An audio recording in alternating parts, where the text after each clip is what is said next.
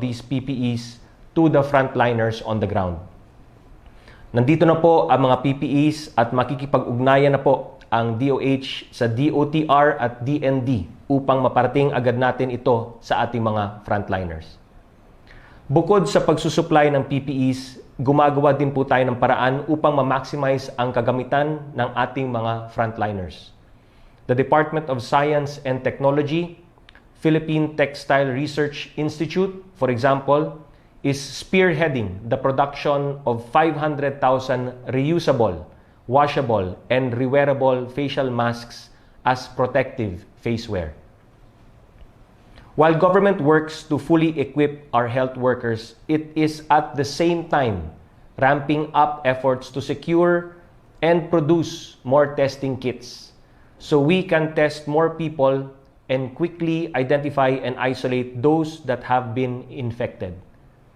Under Republic Act 11469 or the Bayanihan to Heal as One Act, the President is authorized to expedite and streamline the accreditation of testing kits, and in line with this, the Department of Science and Technology allocated 53.2 million pesos for the Gen Amplify TM COVID-19 RRT-PCR detection kit that is being locally developed by the University of the Philippines National Institutes of Health and Manila Health Tech Incorporated. The field validation for these locally produced COVID-19 testing kits is expected to be finished today, and from April 4 to April 25, we will be conducting field implementation of these kits in 5 facilities. At inaasahan natin, this field implementation will conduct 26,000 tests. Maraming salamat po, UP. Now, despite all the support and love our country has shown our health workers, it is unfortunate that we have received reports that these frontliners have come under attack. To address this, the Philippine National Police, Chief Archie Gamboa, has directed all police units to provide every possible assistance and security to medical staff and health workers following violent attacks in Cebu and Sultan Kudarat. Threatening the safety of our health workers in the midst of this crisis is unacceptable. And the PNP is committed to apply the full might of the law against those who dare to harm our health workers. And will do whatever it takes to protect them from crime, violence, and any form of oppression and discrimination. Hindi po tayo papayag na galawin ang ating mga bayani. Batid po namin na dahil suspendido ang mass transport systems, hirap ang mga frontliners nating makarating sa ospital. To address this, the government has provided 16 daily bus routes around Metro Manila and its suburbs to shuttle health workers to and from their duty stations.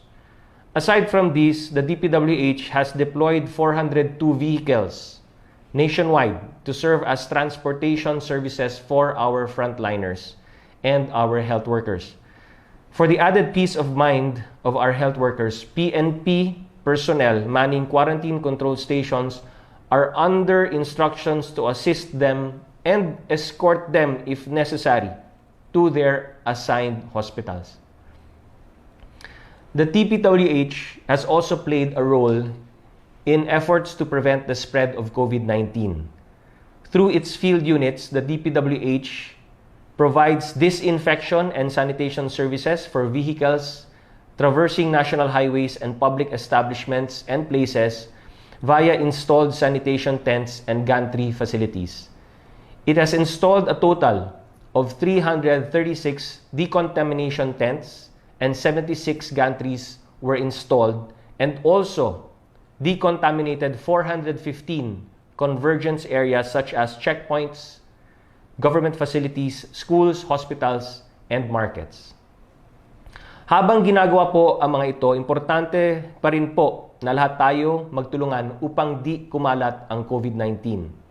That is why the safest place for everyone during this quarantine is at home. Alam po namin na may mga kababayan tayo na maapektuhan dahil sa di sila makapagtrabaho habang pinapatupad natin ang ECQ. Kaya naman po, inilunsad ang 200 billion peso Emergency Subsidy Program na magbibigay ng tulong pinansyal sa 18 million families. Each family, depending on the minimum wage in their respective regions, will receive subsidies ranging from 5,000 to 8,000 pesos. Our local chief executives have already been advised of the need to submit the list of beneficiaries in their respective areas to the national government. And we urge the public to cooperate and work with their LGUs so that they can receive these subsidies at the soonest possible time. Sa mga di pamilyar sa proseso, hinihikayat po namin kayo na makipag-ugnayan po sa inyong mga LGU o pumunta sa DSWD Facebook page kung saan may mga gabay sa pag-fill out ng Social Amelioration Card na kinakailangan po ninyo nakakailanganin nyo po para makatanggap ng Social Amelioration Package. Hintayin lamang po ang hudyat o anunsyo ng inyong mga LGU hinggil sa takdang pagsimula ng pamamahagi ng benepisyong ito. Ngayon na may pera po tayo, ang susunod na tanong ay may mabibili ba sa ating mga merkado?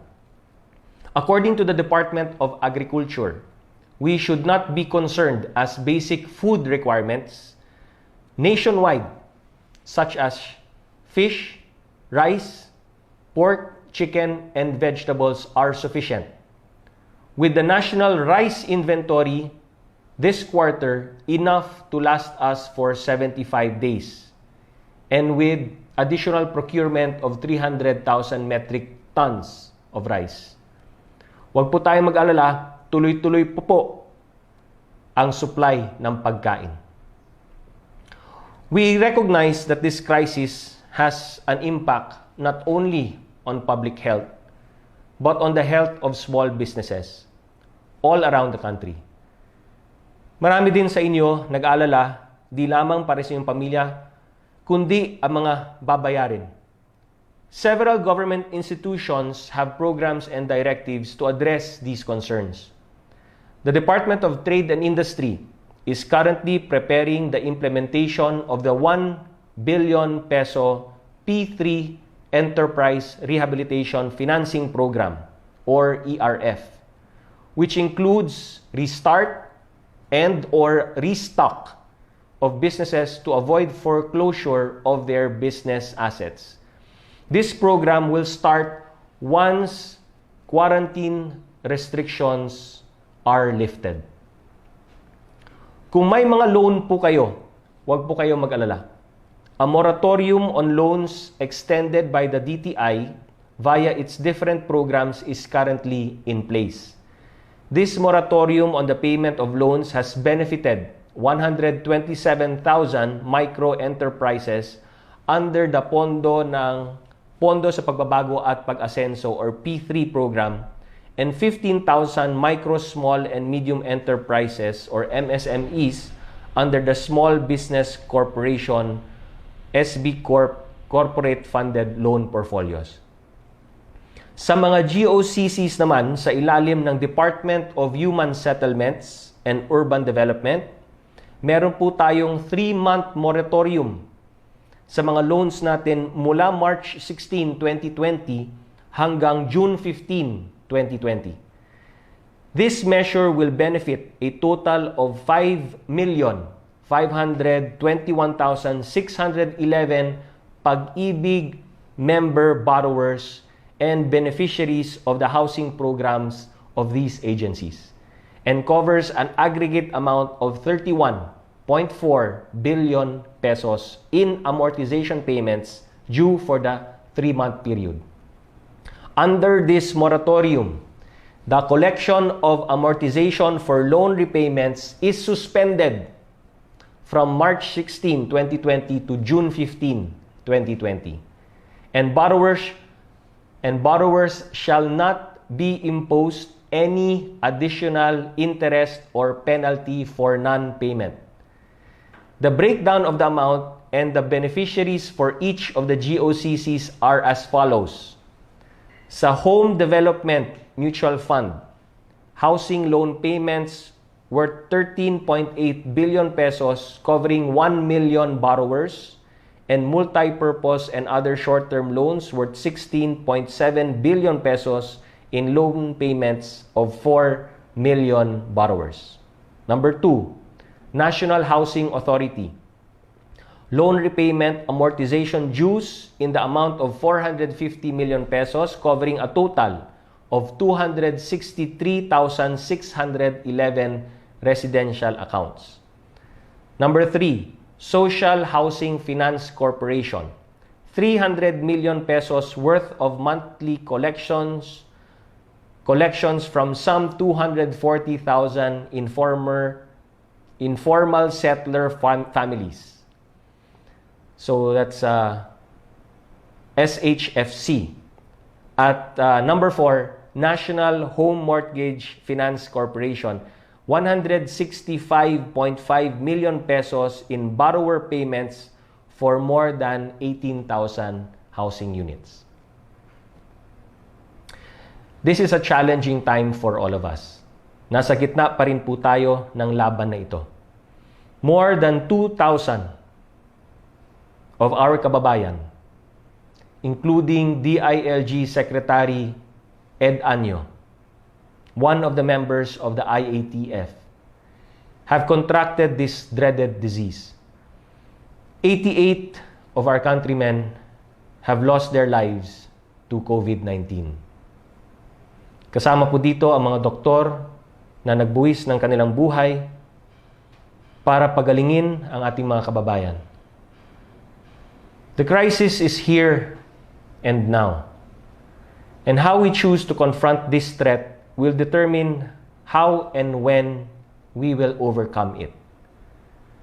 Nasa kamay po natin ang ating kapalaran. Kung tayo ay magkakaisa, kung tayo ay magtutulungan, kung tayo ay sama-samang kikilos laban sa COVID-19, magtatagumpay po tayo. Together, we can beat COVID-19. Together, we heal as one. Tandaan po natin, bahay muna, buhay muna. Maraming salamat po, and may God bless and protect each and every one of us. Sa puntong ito, babasahin ko po yung mga katanungan po mula sa mga kasamahan at kaibigan po natin sa media. From Rose Novenario of Hataw. Good AM, magpapatest ba si Pangulong Duterte at iba pang miyembro ng IATF dahil sa nangyari kay Secretary Año? Kanya-kanya po yan, kanya-kanya pong decision po yan kung depende sa kanyang karamdaman. So, nasa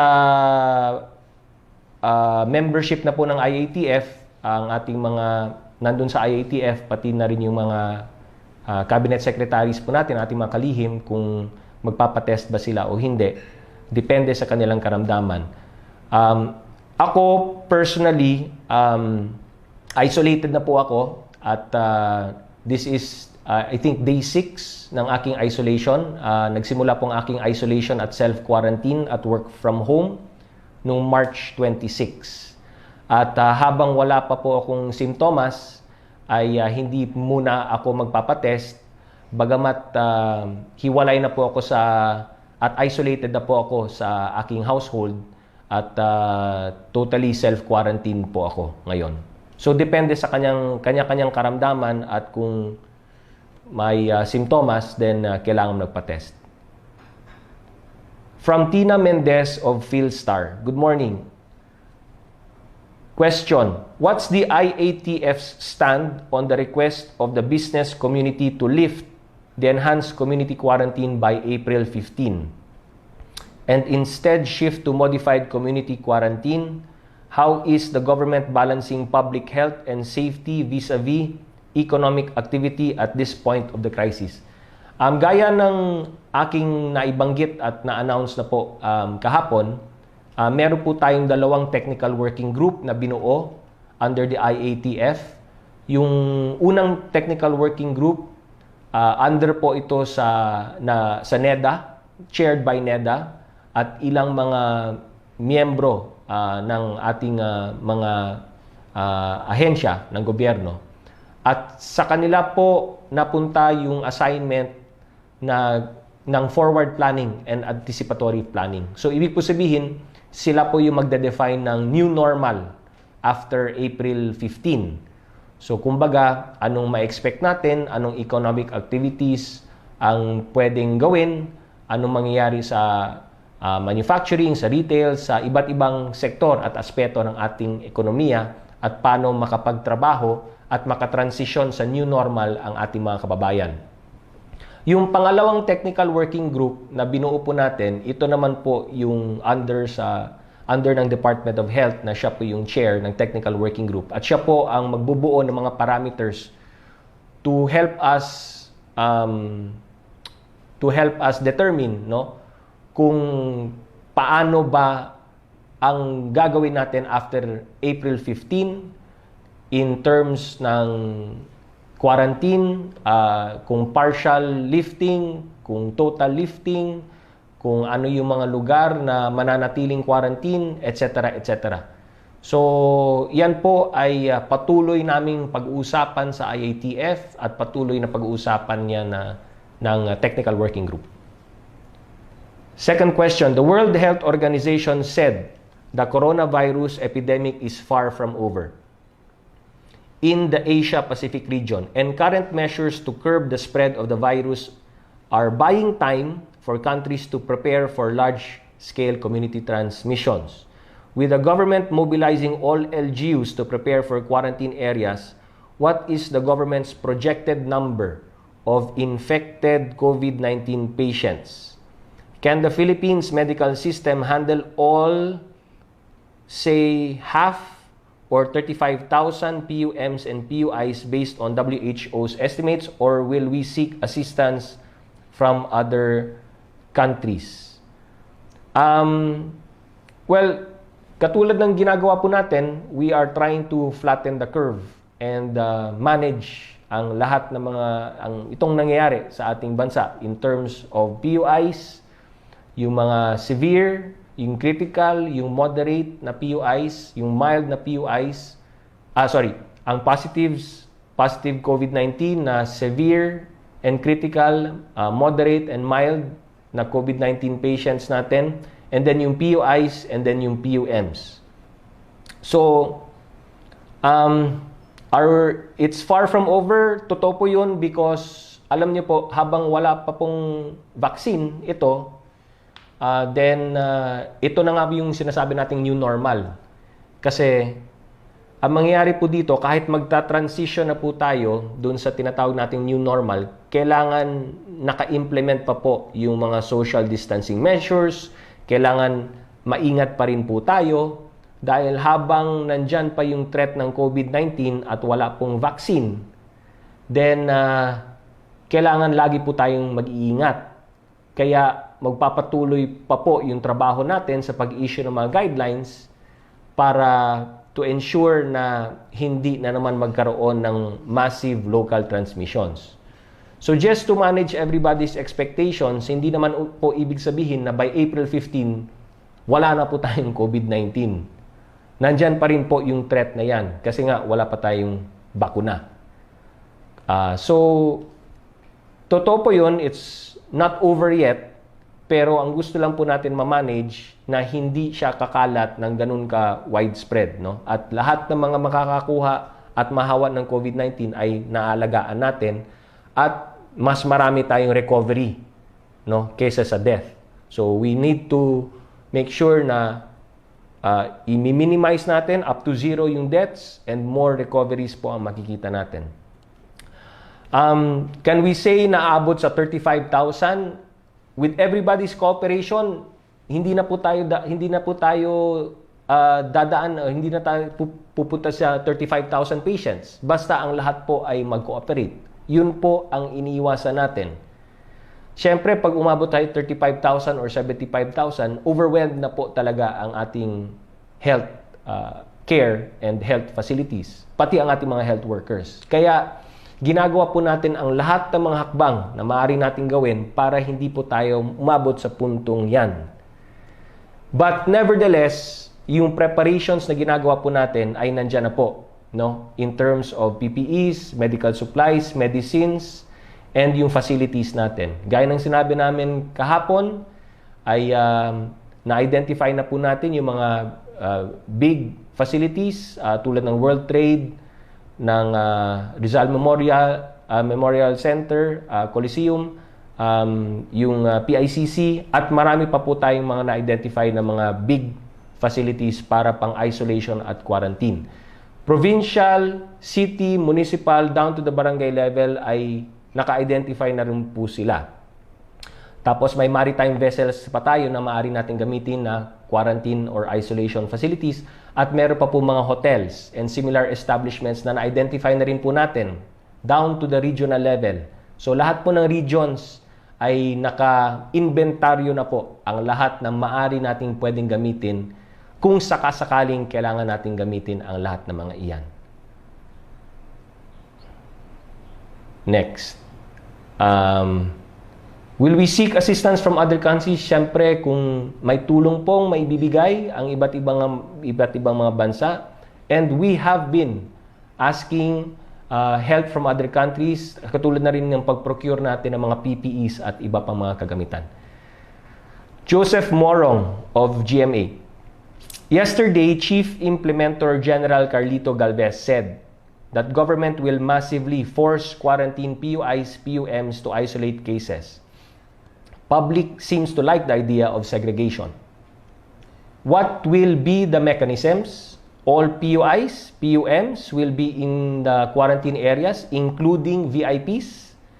With regard to the level of contamination, from a crisis management perspective as IATF, do you think that COVID-19 is more widespread, such that it is really very difficult to manage? What aggressive actions do you think should be done? In the President's report to Congress, it was said there that the emergency subsidy program will be rolled out today, April 1. Tuloy ito? Yes, tuloy po ito, April 1. Niro-roll out na po natin yung sa social amelioration package mula sa DSWD, mula sa Department of Labor and Employment. Ang DAR is also implementing. The DA will also help out. Lahat po ng ahensya ng gobyerno ay tutulong po dito. And we will be needing obviously the help ng ating mga LGUs. Has it been really difficult to manage? Siyempre, may mga challenges po tayo. But all of these challenges, we have been overcoming. Lahat ng mga challenges na yan, we face it head-on. Hinahanapan po namin ng solusyon. Nagpapasalamat din po kami sa private sector who, on their own initiatives, have also helped us overcome itong mga challenges na ito. Yung tungkol sa pag-isolate, no?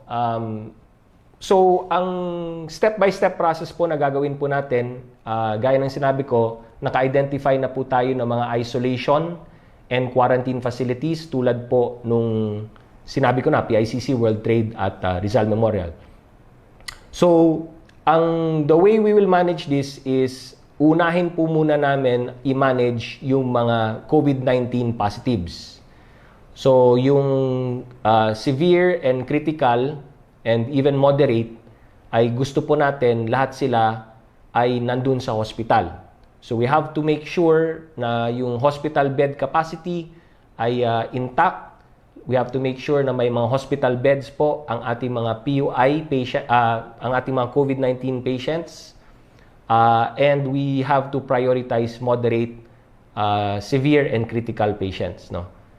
Then yung sa mild, pwede po natin i-house yung mild na COVID-19 doon sa mga areas na kung saan pwedeng magsama-sama, no, ang lahat ng mga mild, dahil kung hindi pa naman critical at hindi pa naman moderate yung kanilang level, ay maaari naman silang i-isolate, no, as a group, yung mga mild na COVID-19 positive patients natin. Then yung after that, after ma-manage natin lahat na yan, dito naman po tayo magko-concentrate sa PUIs. So yung mga PUIs po sila dahil meron po silang mga meron silang mga symptoms. Pero dahil hinihintay pa natin yung mga test results nila, then we want to isolate them muna in a way na since hindi pa naman natin alam kung meron silang COVID-19, ay dapat isolated sila from each other. At isolated din po sila sa kanilang mga pamilya.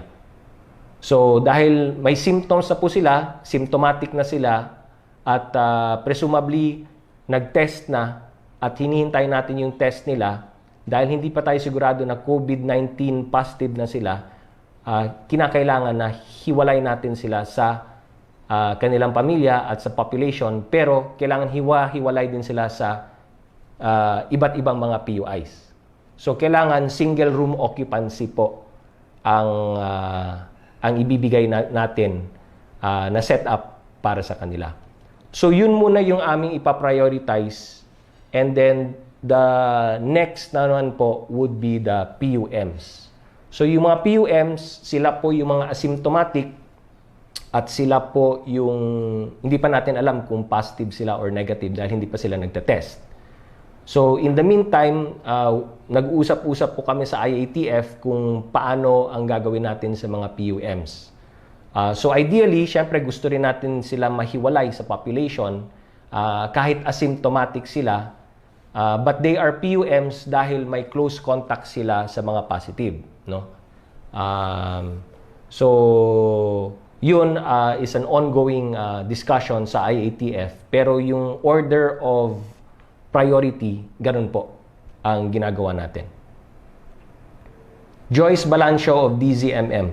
To clarify, yung 5,000 to 8,000 assistance na ibibigay sa 18 million low-income households ay hindi ba ibibigay as full monetary assistance? Sa interview po kasi kay DSWD spokesperson Dumlao, sinabi niyang hindi pala buo na 5 to 8,000. Some of the amount will be used to buy food packs. Then kung ano matitira sa amount, yun lang ang ibibigay as cash assistance. Can you clarify? Yung 5,000 to 8,000 po, ang pagbigay natin yan, depende po sa region kasi yung amount, kaya range yun, 5 to 8,000. Kasi range yun because yung amount na ibibigay natin ay depende po sa minimum wage ng region na yon. Now, ang tanong, so may 5,000, may 5,500, may 6,000, may 6,500, may 7,500, may 8, no? So, parang example, gano'n, no? Depende po sa minimum wage ng region na yon. Now, ang tanong is, yung ibang amount doon ay gagamitin daw for food packs, no? Kaya hindi, sabihin natin, hindi buo na 5,500 or hindi buo na 6. Well, ang pagkakaalam ko ay dahil isa lamang siguro yung pinanggagalingan ng source na to at yung inallocate na pondo, baka may chance na gano'n na nga, na may butal, kumbaga. Pero I'm not sure really about this, no? Kung may butal ba talaga or butal ang ibibigay at ima-minus yung food assistance mula sa cash assistance na yun. So we'll have to check on this. Joseph Morong, have you been tested for COVID and what is the result? After my quarantine dito and self-isolation, hindi po ako nagpa-test because I'm asymptomatic. From Sheila Francisco, TV5, sinabi ng DA na checkpoint protocols at city and barangay roads will be adjusted to ease movements of agri-products. Anong klaseng adjustments ito? Adjustments. Hindi ko po alam anong adjustments ang pinag-uusapan dito.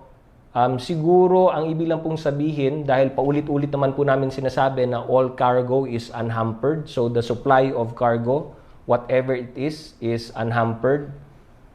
So siguro just a reiteration and emphasis sa lahat ng ating mga enforcers, lalong-lalo na sa checkpoints, na pag cargo po yan, lalong-lalo na pag food supplies, ay dapat tuloy-tuloy po at hindi hinaharang. From Rosalie Cos, UNTV. Kung lalabas ako para bumili ng pagkain at hindi ako pinayagan, ano ang gagawin ko? At kung wala akong makain, wala akong pambiling pagkain, ano ang gagawin ko? Hintayin ko po ba ang LGU na puntahan ako? Kung hindi po ako mapuntahan ng ilang araw, paano na? Ano bang asahang relief goods? 3 wave daw ito, galing barangay, munisipyo, probinsya at sa national government. Okay, ang unang nag-respond po sa mga kababayan natin na naghihirap at yung mga marginalized, yung mga mahirap nating mga kababayan, yung mga kababayan natin in need, ay yung LGU. Gamit po yung kanilang Quick Response Fund. So, yun po yung naunang nagbigay po ng tulong sa ating mga kababayan. Yung susunod po, ito na po yung from the Social Amelioration Package. At ang unahin po naming ibibigay at ipamamahagi ay yung sa food assistance po. So, yun po yung next natin, ang food assistance. At gaya ng sinabi ko, mauna po yung mula sa listahan ng national government. Dahil ang national government ay meron naman pong inventory at database po ng mga beneficiaries ng iba't ibang mga programa ng gobyerno, particularly DSWD. No? So, yun muna yung gagamitin nating database sa pag-identify at pagbigay ng social amelioration or yung food assistance. Habang ginagawa yan, patuloy din po yung pagkokolekta ng DSWD ng listahan mula sa LGUs para to make sure na walang makaligtaan. Para yung listahan ng LGUs na wala naman sa database ng national government ay mabigyan din ng food assistance. So pag nabigay na po ang lahat ng food assistance, yung susunod na po yung sa financial assistance. Kasi by that time, ma-combine na po natin ang listahan ng national government pati yung sinubmit ng LGU. So, ganun po yung mangyayari. Yung tungkol sa paglabas po at hindi kayo pinayagan, palagay ko po na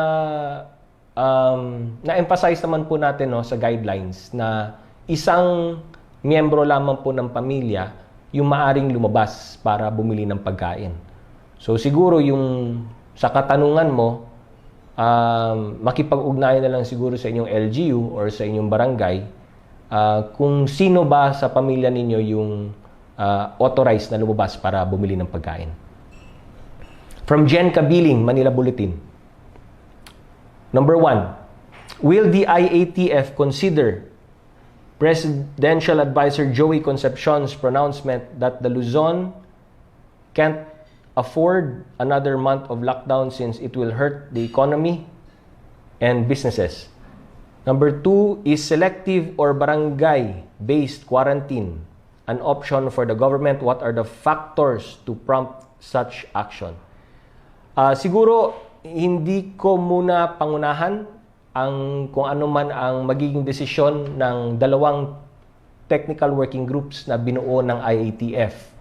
Dahil sila po yung inatasan namin na bumuo ng anticipatory planning at yung forward planning po for the April 15. And sila rin po yung inatasan namin na bumuo at mag-identify ng mga parameters at mag-set ng parameters para po ito yung magiging basis namin kung ano ang gagawing desisyon ng IATF by April 15. From Arian Meres of ABS-CBN News Online. Number 1, paano po ba yung process mag-report ng barangay na hindi nagbibigay ng tulong, DILG po, diretso na po sa DILG. Number 2, Presidential Advisor Joey Concepcion is pushing for barangay-based lockdown. Paano po ito and what's the IATF take on this? Nasagot ko na po. Depende po yun. Ayokong pangunahan ang maging desisyon ng technical working groups namin. Sila ang bubuo ng plano, ipepresent nila sa IATF, pag-uusapan namin sa IATF at maglalabas kami ng desisyon. Number 3, there's no vaccine or cure yet for COVID-19. So what will trigger the lifting of the lockdown just by flattening the curve? Gaya ng sinabi ko po, yung technical working group ang magbibigay at magre-recommenda ng mga parameters for us to determine ano ang gagawin nating mga hakbang by April 15. So, kung ma-imagine nyo po, gagawa sila ng mga parameters and basis, gagawa sila ng recommendations, anong options po namin, and pag-uusapan namin sa IATF. Lahat ng options based on lahat ng parameters. Again, siguro i-emphasize na lang po natin ito. Sa puntong ito, science po or siyensya or agham ang gagamitin nating basis or basihan sa pagde-decide ng IATF na mga hakbang na dapat nating gawin at ang mga desisyon na dapat naming gawin. So, it will be based on science, it will be based on numbers, it will be based on facts and figures, and it will totally depend on the cooperation of everybody. From Henry Uri, DZRH, pwede po bang ipakiusap ng IATF sa mga supermarket na i-extend ang store hours until midnight para hindi magsisiksikan on daytime ang mamimili? Sige po, amin po itong i-take up sa IATF, pag-uusapan namin dahil may IATF meeting naman po kami today. At banggitin po namin ito, syempre, pag-usapan namin ito. No, especially with the Secretary ng Department of Trade and Industry, si Sec Mon Lopez. So, yun lamang po ang mga katanungan. Sana po ay nasagot ko po ang lahat ng mga tanong. May meeting po kami ng IATF ngayong araw na ito at siguro mamaya-maya po pagkatapos ng meeting kung anong oras man matatapos yun. Just for the information of everybody, pag nami-meeting po ang IATF, ilang oras po yan? Umabot kami ng 10 hours or 12 hours dahil napakarami po ang pinag-uusapan namin at dinidesisyon po ng aming task force. No? So, depende po, either mamayang gabi magbibigay tayo ng mga announcements or kung hindi, bukas ng umaga ay ibabahagi po namin yung anuman mga desisyon na ginawa ng IATF. So mga kababayan, muli ang aming pakiusap na please stay at home. Nakikita nyo naman na kahit kami sa gobyerno ay hindi po immune dito sa COVID-19. Meron pong may mga matataas na opisyal po na tinamaan na, pero rest assured na tuloy-tuloy pa po ang trabaho ng gobyerno. If ever nakapagbigay po ito ng mas malaking inspirasyon para sa amin na gawin ang mga nararapat at mas magtatrabaho pa kami para talunin itong COVID-19 na ito. So, inaasahan po namin ang kooperasyon at suporta ng bawat isang Pilipino. Magtulungan po tayo dito dahil kung wala po kayo at hindi po tayo magtulungan dito, hindi po natin matatalo itong COVID-19 na ito.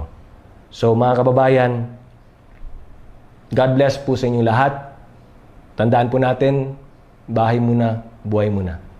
Maraming salamat po and may God bless and protect all of us. Daghang salamat.